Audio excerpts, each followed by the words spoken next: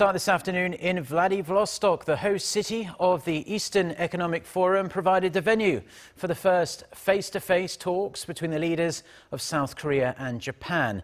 Denouncing North Korea's recent nuclear test, President Moon Jae-in and Japanese Prime Minister Shinzo Abe agreed to ask China and Russia for their support for sanctions aimed at crippling the finances of the rogue regime.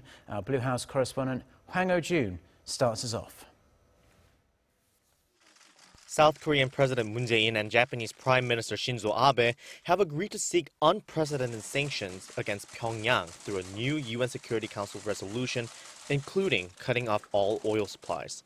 During their meeting in Vladivostok, Moon and Abe shared their thoughts on the regime's latest nuclear test and stressed the provocation created a real threat to peace and security in the region. 한국과 일본 양국의 긴밀한 공조가 더욱더 절실해졌다고 생각됩니다. With people from both South Korea and Japan gravely concerned over North Korea's belligerent actions, the leaders agreed that it was time to maximize pressure against the North rather than engage in dialogue, especially as Pyongyang is deliberately continuing to escalate the tension in spite of the international community's condemnation. During the summit, Prime Minister Abe positively evaluated how the two countries are closely working together to deter North Korea's provocations and said he hopes such a relationship will continue. The meeting between the two leaders took place 4 days after their phone call straight after Pyongyang's nuclear test.